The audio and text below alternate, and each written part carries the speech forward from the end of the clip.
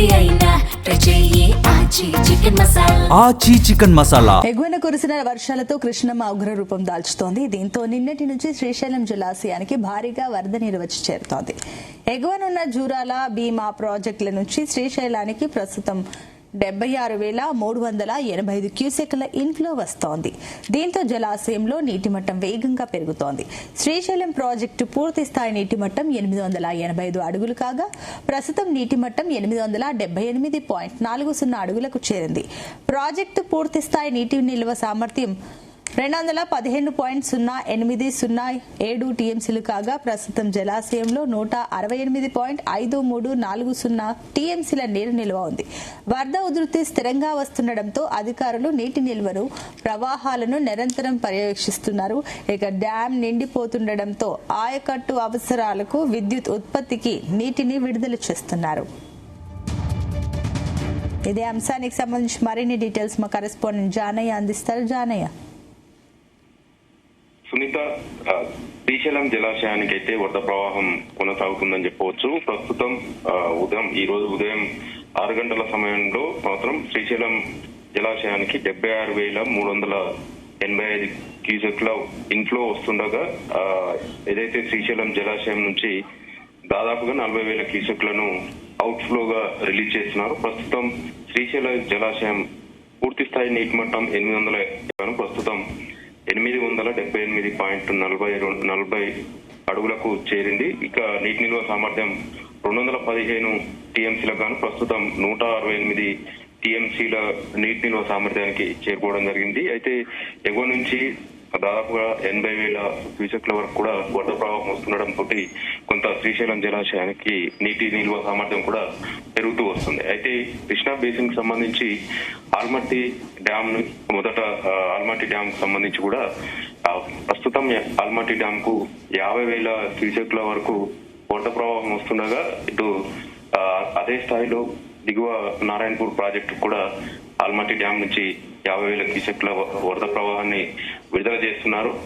ఇటు నారాయణపూర్ ప్రాజెక్టు నుంచి దాదాపుగా 58,000 క్యూసెక్లను జూరాల జలాశయానికి ప్రస్తుతం శ్రీశైలం జలాశయానికి అయితే వరద ప్రవాహం కొనసాగుతుంది. ఇక ఇదే వరద ప్రవాహం కూడా వస్తే మాత్రం 4-5 రోజుల్లోనే పూర్తి స్థాయి నీటి మట్టానికి చేరుకుంటుంది అనేది కూడా అధికారులు అంచనా వేస్తున్నారు.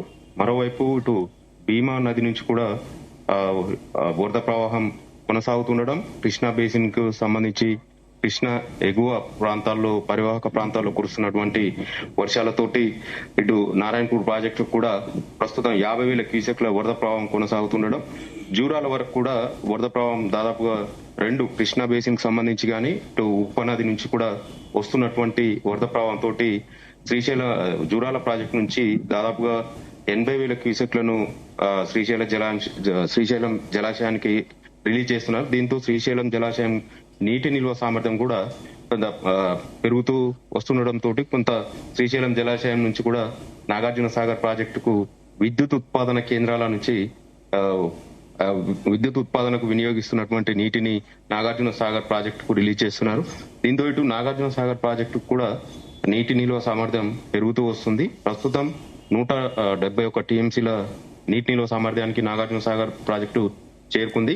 మొత్తం 312 టీఎంసీల కెపాసిటీ గాను ప్రస్తుతం 171 టీఎంసీలకు